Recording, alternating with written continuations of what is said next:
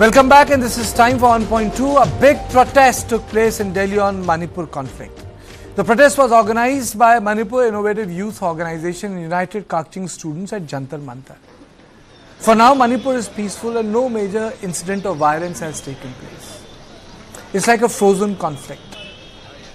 But the people in Delhi have been taking up the issue. And I have decided to do a short program where the absence of violence means that the peace has returned, and why there is no momentum to ensure that certain breakthroughs are happening, because I personally believe as a journalist that the frozen conflict is not good. It needs to come to a certain conclusion. Certain issues need to be resolved. Now, a large number of students participated in the rally and they were holding placards demanding a united Manipur. End to violence, peaceful coexistence. The students also lit candles to pay respect to the victims of violence. Our reporter was there. Let me just play his walkthrough and let's get a sense of what happened today. The ongoing unrest, violence in the state of Manipur is something not very new. As whole country has witnessed the violence which has taken place in the last year in Manipur, and still there is a lot of unrest is going on in a Manipur tragic chapter, underscoring deep-seated ethnic tensions and the need for dialogue and reconciliation. The violence and displacement have torn apart communities, calling for immediate humanitarian aid and peaceful conflict resolution. It's crucial for all the stakeholders to prioritize unity, engage in constructive dialogue and work towards lasting peace to heal the fractures within the society. As you can see that there's a protest which is going on right now here in New Delhi at Jantar Mantar, where several students have gathered from across the communities and are demanding a strong action from both the state and the national government here in center. As you can see, some of the speakers who are speaking on the issue of restore peace and normalcy in Manipur, and they are demanding an strict action from center and state so that they can act immediately regarding this issue. The situation in Manipur highlights the complexities of ethnic identity and territorial aspirations which have escalated into widespread violence, loss of lives and extensive displacement. Beyond immediate peacekeeping, there is an urgent need for sustained political and social efforts to address the grievances of all the communities involved. The protesters urged the state and center to restore peace and normalcy in the state. Let me play out a couple of bites, reactions that our reporter took. The reason why we are calling this sit-in rally is that, like, the youths in particular and the students in general who had been here in Delhi for their academic purposes and all, who were quite educated, we really wanted them to come here and seek for peace. Like weaving from the educated fraternity, we are a peace-loving people, the educated people in general. So we wanted all the students, youths to come together here in Jantar Mantar and raise a voice to the central as well as the state government for peace in the state Manipur. It is important to remember that just because the firing or the violence has stopped or not happened in Manipur, it doesn't mean that normalcy has returned. There are a lot of issues that need to be settled. Issues that have been frozen need to be brought to a conclusion. They cannot and should not be swept under the carpet. So on this issue, I am joined by Colonel Shanti Kumar Sapam and Dr. Thanzing Tombing, Assistant Professor, National Law University and Judicial Academy. Let me straight away go to Dr. Tombing first. Dr. Tombing, do you think that the conflict has become frozen? And do you feel that it needs to come to a proper conclusion? The conflict apparently seems to be frozen for the moment till another heat comes up, let's say. But then this kind of rally, which has been held in Jantar Mantar kind of reflect what Manipur really needs at the moment. What Manipur really needs at the moment is rethinking on the ethos of what Manipur is. And therefore, like in philosophy, we say, vox populi, vox Dei. The voice of the people is the voice of God. But then the voice of the people is not all powerful and all not knowing. So therefore, there needs to be a kind of a system building philosophy behind it. And a German jurist has said the idea when a state has gone down, but then it has to find its strength again in a concept called Volksgeist, which is the common consciousness of its people. And it says, like a language, the law has to grow with the people. And then when it stops growing, like language, it also dies as well. And therefore, it has to be the system building process has to be, in fact, thought of in that maybe some kind of a philosopher king who looked into the ethos of society, the fabric, and then the polity and politics of Manipur is reoriented. That is what maybe Manipur needs at the moment. Voice of the people, could it be the voice of God? But then voice of the people is not all powerful and it is all not knowing. But it can also be fickle. I will put it that way. Well, I think, Karthikeya, what is happening is that yes, it is frozen, but it is peace is far, far away.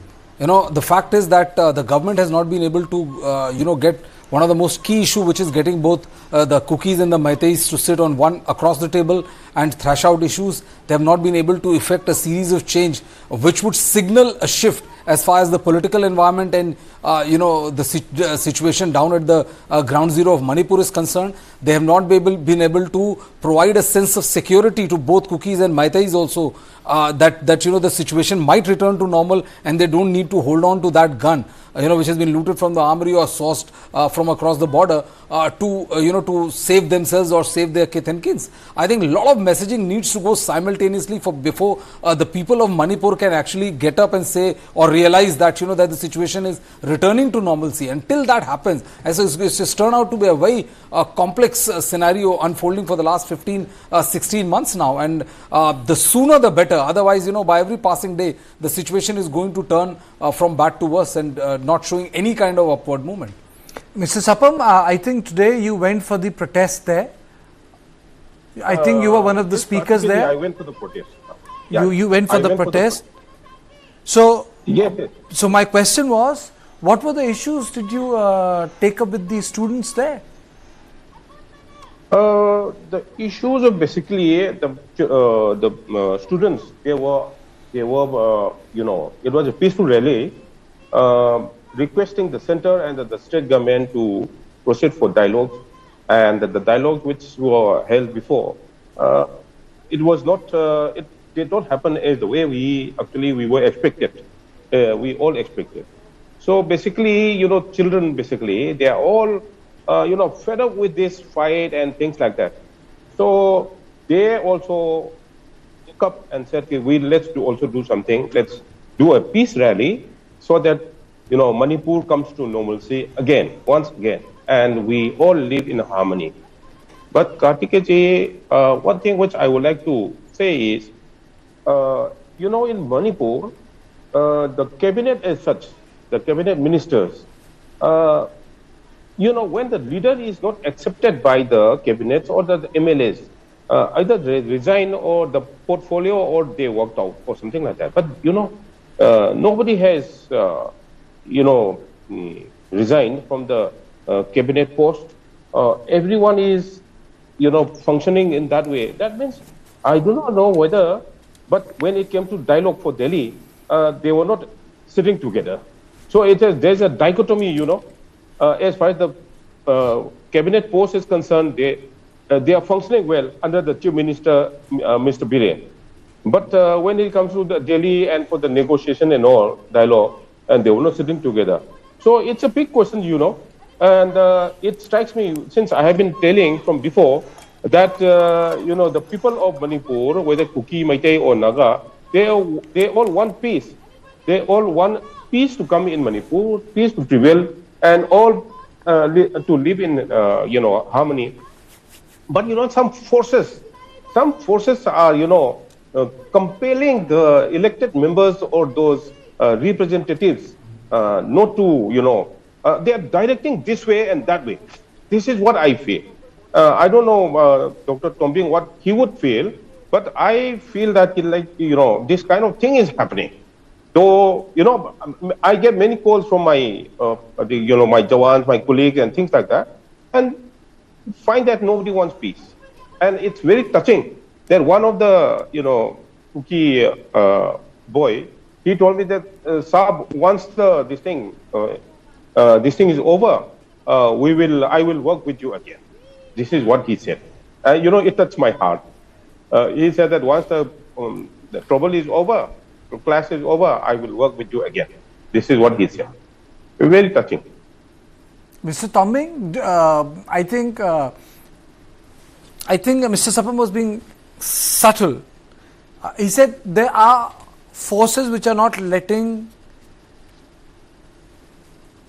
peace take place in Manipur. Dr. Sapam could be right also, because we in this due process we have learned that there are many pockets of powers, and there is no one unified archetypical leader, a statesman like, who is free from any kind of corruption and also other pulls and influence of communal considerations. And when a society operates in a level of too many pockets of power, the pockets of power would usually negotiate their own vested interests. And within those many scattered pockets of power, there's always possibility of sneaky, predatorial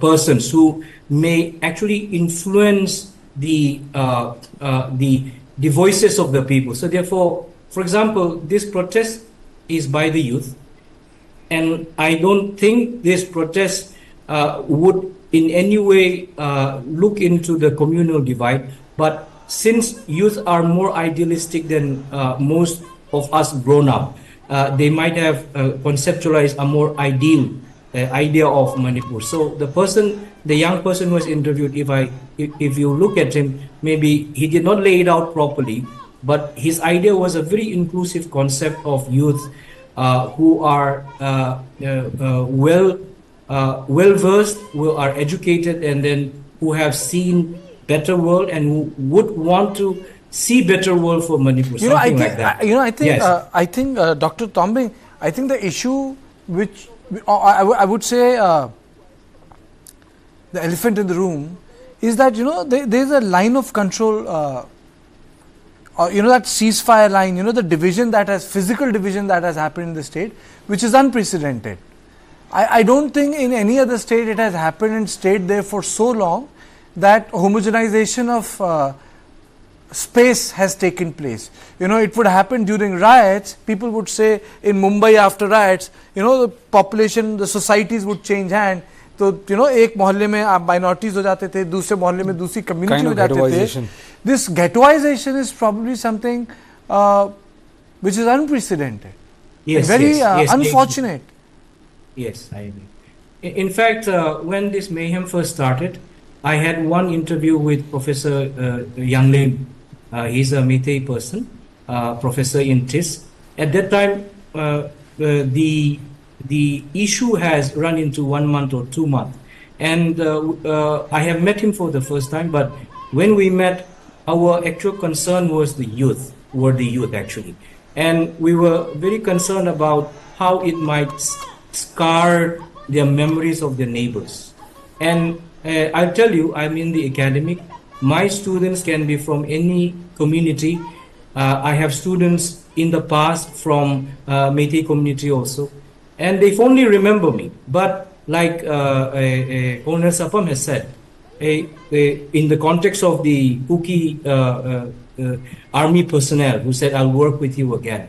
Of course, that kind of unset gap is there, but then since there has not been a closure of the larger society, that kind of interaction has not happened. But then the onus is on the mature person that we might have failed our youth again in the Manipur context, and there is no one to drink from the hemlock for the larger interest. So that is where most of the conflict has been frozen. But then again, some heat comes, and then many action might be seen again. That is what a palpable danger and fear and threat that I always feel. You know, Brijesh, the ability to trust one in each other also lies in the fact that the capacity to harm one in each other does not exist. Like, for example, if you're in the United States of America, in those pockets where people are allowed in the cities to bear arms, you know, you feel different than those states in America where you are not supposed to do that.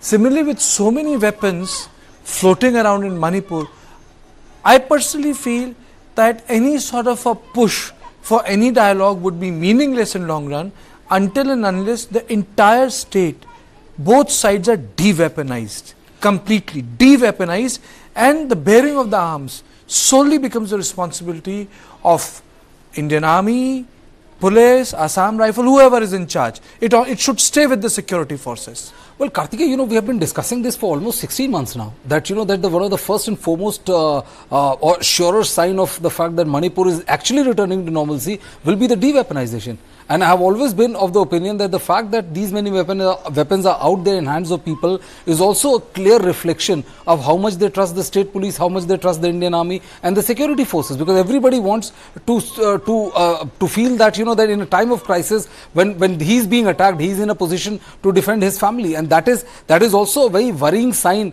about the kind of trust people have for forces in particular. The fact of the matter is that, you know, it's very easy for us to criticize those MLAs and you know, for adopting a very hardened stance and saying that, you know, that no political movement is coming forward. The fact of the matter is, who are they? They are elected representatives, and the kind of sentiment which is there on the ground, the kind of emotions which are whipped up by the CSOs who are playing a larger than a life role as far as this particular crisis is concerned, they are in no way they're in no position to defy the sentiment on the ground. And that is the reason why, despite, you know, the efforts by the center to make sure that they all sit on one table across each other and thrash out the issues, they are not able to do, because they know that if they go, it's curtains for their political careers. We saw what happened in that fort, courtesy one particular CSO. So I think, you know, this over exercise of influence by the CSOs, and also the fact that, you know, that there is not that kind of trust cutting across ethnic lines, you know, from Kuki to Maitais, that the forces will be able to protect them in their time of crisis. And that is the reason why de-weaponization is not happening. Mr. Sapam, you said a very touching thing, you know, after which I moved to Dr. Tombing. You know, you have been part of the circuit, you have been meeting people, you have been going around giving lectures. You expressed your disappointment in the sense that the meeting didn't go the way it should have been. How should the meeting take place? If there has to be a peace meeting in Delhi, you know, how should the meeting take place? Yeah, well, Kartikeya, I think the meeting should be conducted without any preconditions. If there is any preconditions, then it will not be successful. This is my reading. And secondly, the level of the,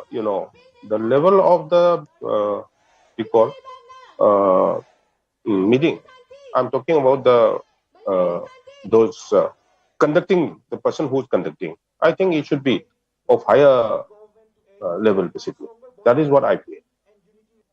And, you know, somehow I'm traveling, so the lot of disturbance is there in the video, so I'm so sorry about this. And yes, I'm coming to that now. The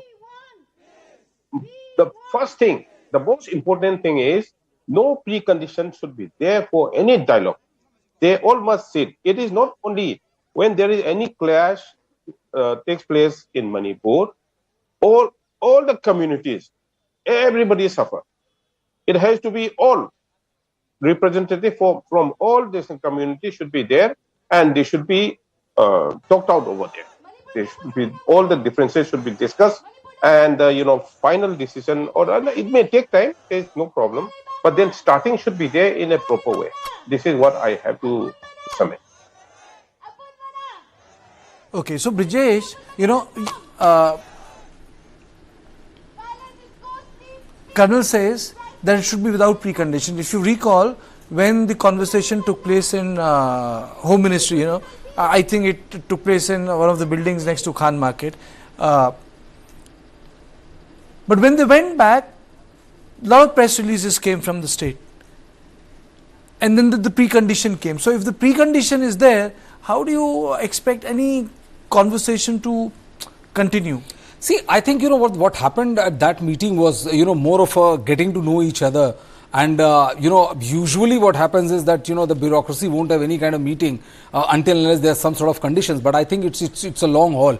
You have to keep at it, try to reach out people. Meeting them without any precondition, as Colonel is suggesting, would be the best thing to go forward to, because, nobody would want to be boxed into a corner feeling that, he has to decide this particular issue before he gets out of the room. I think that just, torpedoes any chance of him being reasonable as per the demand, which is as per the situation which is before that. I think the first thing is that the central government has its task clearly cut out for them.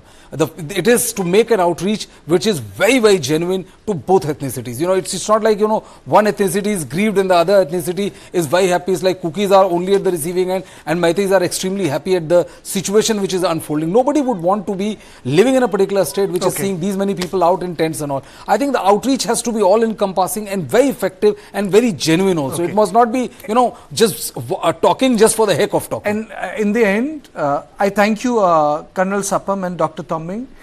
At the end, I would say that, as I said it last year, when it broke, that our commitment in coverage of Manipur will remain. And we will not cover Manipur only when the streets are not under control. We will also cover Manipur when streets are in total control. No violence has taken place, but we will still talk about it and say that the conflict should not be allowed to be frozen. And initiatives must be taken at multiple levels to break this, what I say, the new line of control which runs across Manipur, which has led to ghettoization of the state. And I leave you with a bite of Chief Minister Biren Singh, though it's not directly related to the story. He has spoken on an important event of Ayushman Bharat. We are very much grateful to the Honorable Prime Minister Modi ji for including the foundation laying stone of our healthcare unit, costing around 16 crores. It is not the points of involving in the money, but the importance the Honorable Prime Minister has given to Manipur and other part of the Northeast. We really appreciate him. And in another way, Honorable Prime Minister always taking care of the whole Northeast and particularly Manipur state. And I think the launching of there's one very good and encouraging part was from the Honorable Prime Minister. Today he launched that Ayushman Bharat card for 5 lakhs will be provided to the 70 years and above old as old persons in the entire country. That is a good service to the humankind. Medical, most of the Thawal people demanding for upgradation of a medical college, this present district medical hospital. We also already approached to the central government, but earlier, last year, one medical college was provided and it has been given to the hills at Chochanpur. And I also given assurance to the people of the Thawal that if something new college comes, then priority will be given to the Thawal.